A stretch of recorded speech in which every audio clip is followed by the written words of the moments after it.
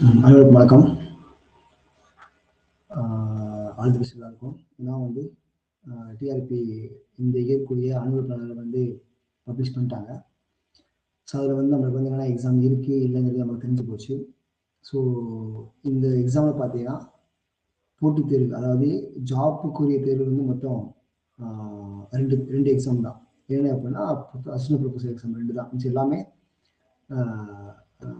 தகுதி தேர்வு தான். செட்டாக இருக்கும், நெட்டாக இருக்கும், எல்லாமே தகுதி தேர்வு தான்.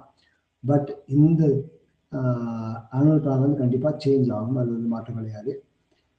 சேஞ்ச் ஆகிறதுக்கு மேக்ஸிமம் வாய்ப்பு இருக்குது. ஸோ பாலி பிஜி யாரும் சப்போஸ் டெட்டில் மார்க் இல்லாமல் பாலி எக்ஸாம், பாலிடெக்னிக் எக்ஸாமை, பிஜிடிஆர்பி எக்ஸாமை எதிர்பார்த்துருக்கிறவங்க கண்டிப்பாக ஸ்டாப் பண்ணாமல் படிங்க. கண்டிப்பாக ஹோப்போட படிங்க. எக்ஸாம் கண்டிப்பாக மென்ஷன் பண்ணி ரீஷெடியூல் இருக்கிற ஒரு ஆனுவல் பிளான் கண்டிப்பாக வரும். ஸோ அதுக்கடுத்து இந்த ஆனுவல் பிளானில் நமக்கு வந்து முக்கியமாக மென்ஷன் பண்ணிக்குது. எக்ஸாமுக்கு பார்த்தீங்கன்னா இந்த பிடிபிஆர்டி எக்ஸாம், அதாவது யூஜி டிஆர்பி எக்ஸாம் தான் மென்ஷன் பண்ணியிருக்காங்க. இது ஆல்ரெடி ஓல்டு ஆனுவல் பிளானில் மென்ஷன் பண்ண எக்ஸாம் தான். ஸோ இப்போ டெட் எக்ஸாம் வச்சு ஏதோ 2 months கம்ப்ளீட், 2 monthsக்கு மேலே ஆயிடுச்சு. மேக்ஸிமம் வந்து February 15 கண்டிப்பாக டெட் ரிசல்ட் போட்டுருவாங்க. அது எந்த ஒரு மாற்றம் கிடையாது. ஸோ அதுக்கடுத்து உங்களுக்கே தெரியும், டெட் எக்ஸாம் எழுதுறவங்களுக்கே தெரியும், அதாவது டைம் வேஸ்ட் பண்ணாமல் நீங்கள் எக்ஸாம் படிக்க ஆரம்பிச்சிடலாம். ஸோ முன்னாடியே ப்ரீ பிளானாக எக்ஸாம் கால்ஃபர் ஆகிறதுக்கு முன்னாடியே நம்ம வந்து 1 or 2 times வந்து கண்டிப்பாக ரிவைஸ் பண்ணிட்டீங்க அப்படின்னா அவங்க, அதாவது நோட்டிஃபிகேஷன் விட்ட பிறகு கொடுக்குற டைம் வந்து ரிவிஷன் யூஸ் பண்ணி கண்டிப்பாக சைக்காலஜி உட்பட ப்ளஸ் தமிழ் எலிஜிபிலிட்டி உட்பட எல்லாத்தையும் நீட்டாக படிச்சுட்டு போயிடலாம், ஈஸியாக கிளியர் பண்ணிடலாம். ஓகேங்களா? ஸோ இந்த கிளாஸ் பார்த்தீங்கன்னா இந்த யூஜிடிஆர்பியோட டெமோ கிளாஸ் 1 இதை பார்க்க போகிறோம். என்ன டாபிக் பார்த்தீங்கன்னா ஆரோமெட்டிசிட்டி டாபிக் தான் பார்க்க போகிறோம். ஸோ யூஸ்வலாக கிளாஸ், ஆன்லைன் கிளாஸ் எப்படி இருக்கும் அப்படின்னா ரைட் பண்ணுற மாதிரி தான் இருக்கும். இந்த டெமோ கிளாஸ் மட்டும் நான் வந்து பிபிடி ரெடி பண்ணி நான் வந்து எக்ஸ்பிளைன் பண்ணுறேன். ஸோ ஆன்லைன் கிளாஸ் வந்து எப்பயும் கூட ரைட் பண்ணி கொடுக்குற மாதிரி தான் இருக்கும். ஸோ நம்ம ஆன்லைன் கிளாஸ் லாஸ்ட்டாக பேசுவோம், கடைசியாக பேசுவோம். ஃபர்ஸ்ட் ஆரோமெட்டிசிட்டி. ஸோ நம்ம ஆரோமெட்டிசிட்டி வந்து நம்ம சிலபஸில் இல்லை, மேக்ஸிமம் வந்து மென்ஷன் பண்ணலை. ஆனால் வந்து இம்பார்ட்டன்ட், எதுக்கு இம்பார்ட்டன்ட் அப்படின்னா நம்ம சிலபஸ் ஒரு டாபிக் இருக்குது, aromatic electrophilic substitution, aromatic nucleic substitution சொல்லிட்டு ஒரு டாபிக் இருக்குது. அதுக்கு இந்த பேசிக் தேவை. இந்த பேசிக் இல்லாமல் நம்ம என்ன செய்ய முடியாது பார்த்தீங்கன்னா, நம்ம வந்து கிளியராக நம்ம வந்து படிக்க முடியாது. இதை வந்து இந்த டாபிக்ஸ் இருக்குது, இப்போ சொன்ன டாபிக்ஸ் கிளியராக படிக்க முடியாது. அதனால தான் சொல்கிறேன். ஓகேங்களா? ஸோ இந்த டாபிக் முக்கியம். எதுக்கு அப்படின்னா இந்த aromatic nucleophilic and aromatic electric substitution படிக்கிறதுக்கு. ஓகேங்களா? ஃபர்ஸ்ட் ஆரோமெட்டிசிட்டி என்ன அப்படின்னு பார்க்கும்போது it is a property, chemical property. So நம்ம தெரியும், ஒரு கெமிக்கல் காம்பவுண்டுக்கு இருக்கிற melting point, boiling point, density, இந்த மாதிரி ஒரு ப்ராப்பர்ட்டி தான் ஆரோமெட்டிசிட்டி அப்படின்றது. எங்கே நம்ம மெஷர் பண்ணுவோம் அப்படின்னா ஃபார் ஆர்கானிக் காம்பவுண்ட். ஒரு ஆர்கானிக் காம்பவுண்ட் இருக்கிற ஒரு கெமிக்கல் ப்ராப்பர்ட்டி அது ஆரோமெட்டிசிட்டி. இது யூஸ் பண்ணி நம்ம என்ன கண்டுபிடிப்போம் அப்படின்னா அதை பண்ணி பார்க்க போகிறோம். ஸோ அரோமெட்டிசிட்டியில் இஸ் ஒரு சிம்பிளி ஒரு chemical property of organic compound. ஓகேங்களா? ஸோ இதுக்கு என்ன அரோமெட்டிசிட்டி என்னென்ன கேரக்டர்ஸ் இருக்குன்னு நம்ம பார்க்கலாம். அரோமெட்டிசிட்டி இருந்துச்சு அப்படின்னா அது எப்படி இருக்கும், ஸ்டெபிலிட்டி எப்படி இருக்கும், ரொம்ப ஹையாக இருக்கும், ஹை ஸ்டெபிலிட்டி எப்படி இருக்கும், ரொம்ப அதிகமாக இருக்கும். ஸோ நமக்கு தெரியும், ஒரு ரியாக்ஷன் நடக்கும்போது அந்த ரியாக்ஷன் எப்படி நடக்கும் அப்படின்னா through intermediate or through transit state. So transit state வழியாக ரியாக்ஷன் நடக்கும், இல்லை இன்டர்மீடியேட் வழியாக ரியாக்ஷன் நடக்கும். ஸோ இன்டர்மீடியேட் வழியாக ரியாக்ஷன் நடக்கும்போது அந்த இன்டர்மீடியேட் எப்படி இருக்கும் அப்படின்னா மோஸ்ட் ஸ்டேபிள் ஒரு இன்டர்மீடியேட் இருந்தால் தான் அந்த ரியாக்ஷன் வந்து பாசிபிள் ஆகும். லெஸ் ஸ்டேபிள் இன்டர்மீடியேட் வழியாக என்ன ஆகாது, ரியாக்ஷன் ஃபாலோ அப் ஆகாது. ஸோ இந்த அரோமெட்டிசிட்டி கேரக்டர் இருக்கு அப்படின்னா அது கண்டிப்பாக எப்படி தான் இருக்கும், மோஸ்ட் ஸ்டேபிளாக இருக்கும்.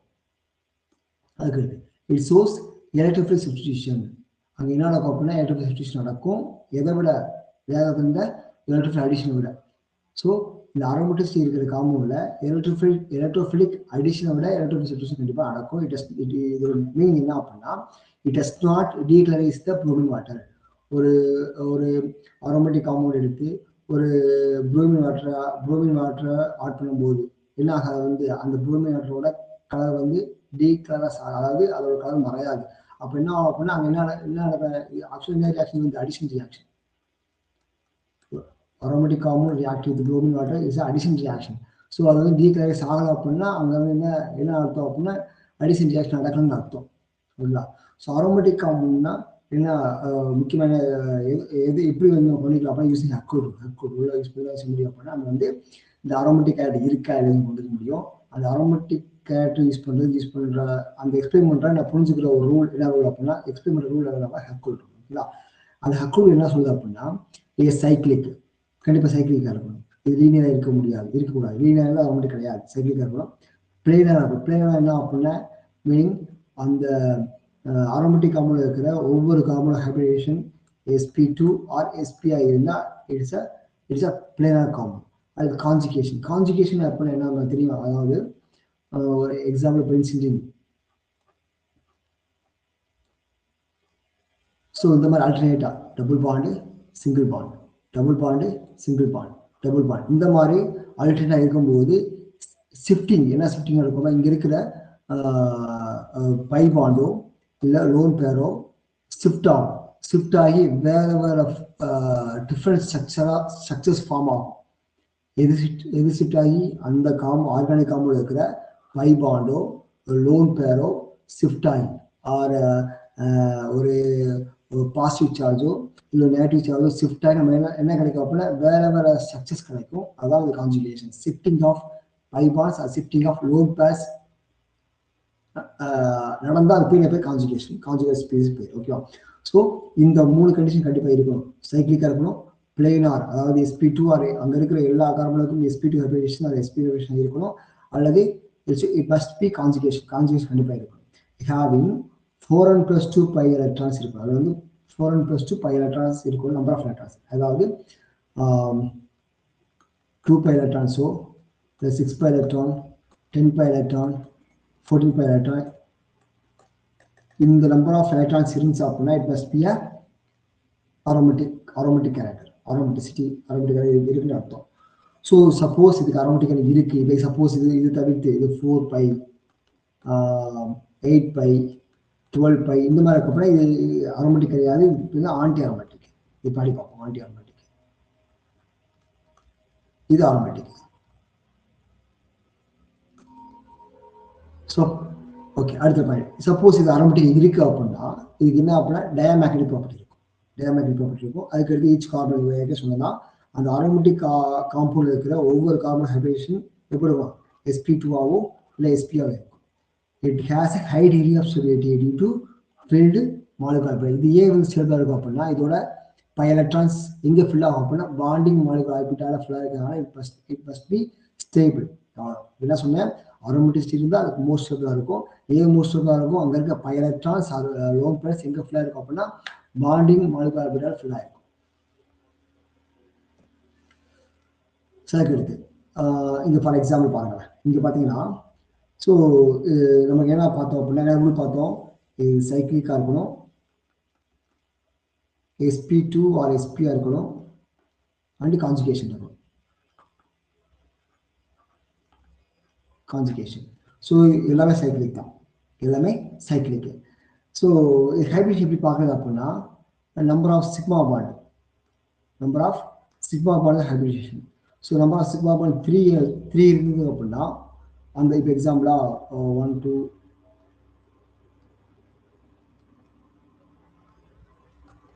இங்கே number of sigma bond 4 sigma bond இருக்கு. அப்போ ஹைபிரிடேஷன் sp3. சப்போஸ் 3 இருந்துச்சுன்னா sp2, 2 இருந்துச்சுன்னா sp. இது நம்பர் ஆஃப் சிக்மா பாண்ட் வச்சு ஆர்கானிக் காம்பவுண்டில் ஹைபிரிடேஷன் வைக்கிறது. ஸோ சப்போஸ் sp2 இருந்தால் அந்த 3 சிக்மா பாண்ட் இருக்கும், sp இருந்தால் 2 சிக்மா பாண்ட்ஸ் இருக்கும். ஓகேங்களா? ஸோ இங்கே பார்க்கும்போது எல்லா கார்பனுக்கும் என்னதான் இருக்கும் அப்படின்னா sp2 தான் இருக்கும். ஓகேங்களா? ஸோ அதுக்கடுத்து எத்தனை பை பாண்ட்ஸ் இருக்கு, 1 2 3 அப்படிங்கும்போது 3 pi bonds இருக்கு. 3 pi bond அப்படின்னா 6 pi electrons. இங்க 1 pi bond. So 1 pi bond 2 pi electrons. இங்க 2 pi bond with 1 negative charge. So negative charge என்ன மீன் அப்படின்னா 2 electronsக்கு மீன் பண்ணிக்கணும். அப்ப இங்க 2 electrons, இங்க 2, இங்க 2, totally 6 pi electrons. இங்க 1 2 3 அங்க இருக்கிறது பிளஸ். இது வந்து நம்ம வந்து எலக்ட்ரான் கவுண்டிங் எடுத்துக்கூடாது. So 3 pi bonds, so 6 pi electrons. அங்கே பார்த்துருக்கோம் 2 6 10 14 இந்த மாதிரி இருந்தால் அது அரோமேட்டிக். ஸோ இங்கே இருக்கலாமே இந்த 6 2 6 6 எல்லாமே தான். ஸோ எல்லாமே என்ன பண்ணால் அரோமேட்டிக் காம்பவுண்ட். எல்லாமே அது அரோமேட்டிக் காம்பவுண்ட். ஓகேங்களா? சரி,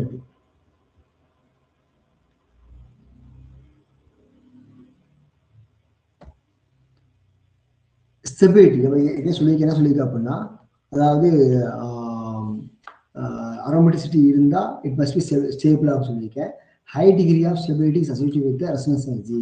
அதாவது கான்ஜுகேஷன் அப்படின்னா shifting of pi bond, shifting of lone plus and with ஒரு positive charge and negative charge இப்படி இருந்தால் இது அப்படின்னா கான்ஜுகேஷன். இந்த மாதிரி கான்ஜுகேஷன் இருந்தால் it must be more stable.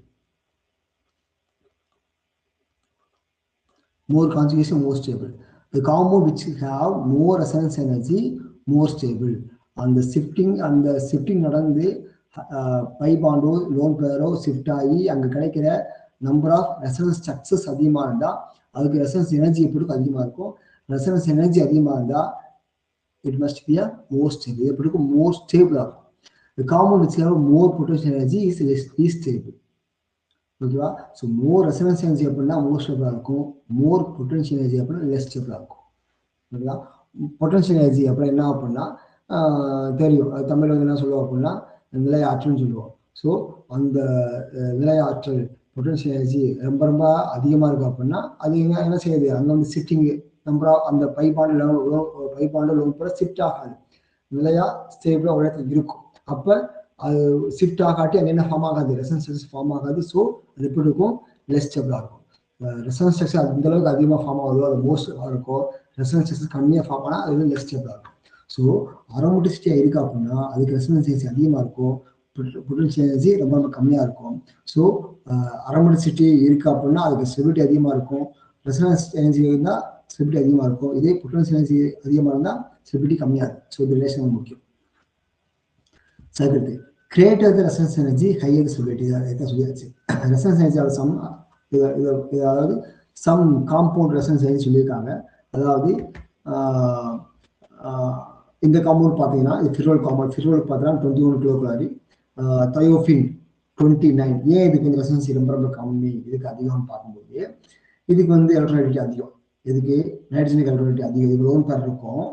Lone pair இருந்தாலுமே என்ன ஆகாது, இது சல்ஃபர் லோன் பேர் இருக்கும். இதை கம்பேர் பண்ணும்போது இது நைட்ரஜன் என்ன செய்யாது அப்படின்னா ரெசனன்ஸ் எனர்ஜியில் அதாவது shifting of pi bond and lone பேரை வந்து ஷிஃப்ட் ஆனால் தான் ரெசனன்ஸ் ஸ்ட்ரக்சர் கிடைக்கும். அந்த ஷிஃப்டிங்க்கு இன்வால்வ் ஆக விடாது எது? இந்த நைட்ரஜன். எதனால? மோர் எலக்ட்ரானிட்டினால. ஆனால் இதை கம்பேர் பண்ணும்போது எஸ்சிக்கு எலக்ட்ரானிட்டி ரொம்ப ரொம்ப கம்மி. ஸோ இது ஈஸியாக என்ன ஆகும் அப்படின்னா ரெசனன்ஸ் இன்வால்வ் ஆகும். ஸோ இது பாரு, இதையே ரொம்ப ரொம்ப கம்மி அப்படின்னா இந்த ரெண்டை விட இது வந்து மோர் எலக்ட்ரோநெகட்டிவ். ஸோ அதனால அது ஈஸியாக லோன் பேரை கொடுத்து ரெசனன்ஸ் ஸ்ட்ரக்சர்ஸை ஃபார்ம் பண்ணாது. அதனால வந்து அதுக்கு வந்து ரெசனன்ஸ் எனர்ஜி இருக்காது. அதனால ரெசனன்ஸ் எப்படி ரொம்ப ரொம்ப கம்மியாக இருக்கும். அதான் லெஸ் ஸ்டேபிள். ஓகேங்களா? ஸோ இதுதான். So resonance some compound resonance நம்ம காமிச்சிருக்கோம், பார்த்துக்கங்க. அது மாதிரி இது ஃபியூரானுக்கு இது பென்சினுக்கு 36, இது வந்து ஃபீடிலுக்கு வந்து பார்த்தீங்கன்னா 32 கிலோகலரி. இதெல்லாம் என்ன பார்த்தீங்கன்னா ரெசனன்ஸ் எனர்ஜி. ஓகேங்களா? ஓகே, அடுத்து ஹெர்குல் நம்ம ஆல்ரெடி பார்த்தாச்சு. என்ன சொல்ற ஹெர்குல் எதுக்கு யூஸ் ஆகுது அப்படின்னா to identify the aromatic compound. Aromatic அது ஒரு காம்பவுண்ட் வந்து அரோமேட்டிக்கா இல்லை ஆன்டி அரோமேட்டிக்கா அப்படின்னு சொல்லி அப்படி அந்த மாதிரி ப்ராப்பர்ட்டியை ஐடென்டிஃபை பண்ணுறதுக்கு நம்ம என்ன யூஸ் ஆகுது? ஹெர்குல் யூஸ் ஆகுது. This is a very popular and useful rule to identify the aromaticity in monocyclic conjugated compound. Monocyclic conjugated compound. For example, இந்த மாதிரி வச்சுக்கோங்க. இது சைக்கிளிக், மோனோசைக்கிளிக். ஆனால் என்ன கிடையாது, கான்ஜுகேஷன் ரொம்ப ரொம்ப கம்மி. ரொம்ப இப்போ இதுக்கும் இதுவும் மோனோசைக்கிளுக்கு கான்ஜுகேஷன் இருக்கு. ஸோ ரெண்டுக்கு பார்க்கும்போது கான்ஜுகேஷன் எங்கே அதிகமாக இருக்கும், இங்கே தான் அதிகமாக இருக்கும், இங்கே ரொம்ப ரொம்ப கம்மியாக இருக்கும். ஸோ மோனோசைக்கிளிக் கான்ஜுகேட் ஆகும்போது தான் என்ன யூஸ் பண்ண முடியும், நம்ம வந்து இந்த ஹக்குள்ள யூஸ் பண்ண முடியும். According to which planar monocyclic conjugated compound having a 4n plus 2 pi electrons. ஒரு மோனோசைக்கிளிக் காம்பவுண்டு ஒரு கான்ஜுகேஷன் காம்பவுண்ட்ல என்ன இருக்கணும் அப்படின்னா 4n plus 2 pi electron system. அதாவது 2 pi electrons, 6 pi electrons, 10 pi, 4 pi, 14 pi, 18 pi, 22 pi electron. இந்த மாதிரி போகும்போது இதெல்லாம் என்ன அப்படின்னா aromatic compound. இதெல்லாம் என்னது aromatic compound. கிரேக்ஸ் ரூல், இது இன்னொரு கிரேக்ஸ் ரூல். அது என்ன பார்த்தோம், ஹக்குல் ரூல் அப்படின்னா ஃபார் மோனோசைக்கிளிக் காம்பவுண்ட், ஃபார் மோனோசைக்கிளிக் காம்பவுண்ட். இதே இது கிரேக்ஸ் ரூல் அப்படின்னா ஃபார் பாலிசைக்கிளிக் நான் பென்சிலைட் காம்பவுண்ட். நான் பென்சிலைட் அப்படின்னா இங்கேயாவது இந்த ஸ்ட்ரக்சர்ஸ்ல எங்கேயாவது பென்சின் லைக் ஸ்ட்ரக்சர் இருக்கா, எதுவுமே இருக்காது. எல்லாமே பார்த்தீங்கன்னா ஒன்று 5 மெம்பரா இருக்கும், இல்லாட்டி 7 மெம்பரா இருக்கும். பென்சின் அது 6 மெம்பர் ரிங். ஸோ கிரேக்ஸ் ரூல் எதுக்கு யூஸ் ஆகுது அப்படின்னா ஃபார் பாலிசைக்கிளிக்கு. பாலிசைக்கிளிக் அப்படின்னா மோர் தென் 1 ரிங் இருக்கிற அந்த காம்பவுண்ட் வித் நான் பென்சிலைட் காம்பவுண்ட் ஆகும், அதுக்கு யூஸ் பண்ணுறதா இந்த கிரேக்ஸ் ரூல். இப்போ மாலிகுல்ஸ் கண்ணி C2 ஆக்சிஸ். ஸோ இதான் C2 ஆக்சிஸ். இப்போ பார்க்கும்போது இதான் C2 ஆக்சிஸ். ஸோ நம்ம வந்து ரொட்டேட் பண்ணி பார்க்கும்போது அந்த காம்பவுண்டில் C2 ஆக்சிஸ் இருந்தால் அங்கே யூஸ் பண்ணுறது கிரேக்ஸ் ரூல். அங்கே இருக்கிற total number of double bond எப்படி மென்ஷன் பண்ணுறாங்க, என்ன அப்படின்னா total number of double bond calculate n-1 value. So எக்ஸாம்பிளா ஒரு பாலிசைக்கிளிக் நான் பென்சிலைட் காம்பவுண்ட்ல ஒரு 6 நம்பர் ஆஃப் டபுள் பாண்ட்ஸ் இருக்கு அப்படின்னா ஸோ 6 - 1 = 5. அப்போ இது எப்படி வருது, ஆட் நம்பர் வருதா. இந்த மாதிரி ஆட் நம்பராக வந்தா அது நான் அரோமேட்டிக். இதே இது அந்த நம்ம எடுத்துக்கிட்ட நான் பென்சிலைட் காம்பவுண்ட்ல ஒரு 7 டபுள் பாண்ட்ஸ் இருக்கு அப்படின்னா 7 - 1 = 6. இது என்னது ஈவன் நம்பர். ஈவன் நம்பர்னா இஸ் அ அரோமேட்டிக் காம்பவுண்ட். அவ்வளோதான். இங்கே என்ன சொல்ல முடியாது அப்படின்னா ஆன்டி அரோமேட்டிக் நம்ம சொல்ல முடியாது. ஸோ n-1 வேல்யூ ஆட் நம்பராக இருந்தால் இட் இஸ் நான் அரோமேட்டிக். n-1 வேல்யூ ஈவன் நம்பராக இருந்தால் இது இஸ் அ அரோமேட்டிக் காம்பவுண்ட். ஓகேங்களா. இப்போ எக்ஸாம்பிளா எத்தனை இருக்கு, 1 2 3 4 5. ஸோ ரூல் படி பார்த்தீங்கன்னா 5 - 1 = 4. ஸோ இது even number. So is a aromatic compound. Sir இங்கே பார்க்கும்போது பேண்டலின் பார்த்தா இது வந்து சென்ட்ரல் C2 ஆக்சிஸ் இருக்கு கண்டிப்பாக. ஸோ இங்கே தான் பை பாண்ட் இருக்கு 1 2 3 4. So totally 4 pi bonds. So n-1 formula. So 4 - 1 = 3. 3 is odd number. Odd நம்பர்னா அது நான் அரோமேட்டிக். சிம்பிள் முடிஞ்சு. சார் கிடையாது இங்கே பார்க்கும்போது இங்கே வந்து டோட்டல் நம்பர் 5 பாயிண்ட் பார்த்தீங்கன்னா 6 பை பாண்ட்ஸ் இருக்கு. 6 பை பாண்ட்ஸ் அப்படின்னா 6 - 1 5 is odd number. So is a non aromatic compound using Craig's rule. Sir அடுத்து சப்போஸ் நான் இப்போ எக்ஸாம்பிள் ஒன்றும் கிடையாது. இப்போ எக்ஸாம்பிள் ஒரு சைக்கிளிக் காம்பவுண்ட்ல மோனோசைக்கிளிக் காம்பவுண்ட்ல number of carbon, total number of carbon வந்து பார்த்தீங்கன்னா எவ்வளோ இருந்தால் அதை வந்து பிளானாரிட்டி இருக்கும். அதாவது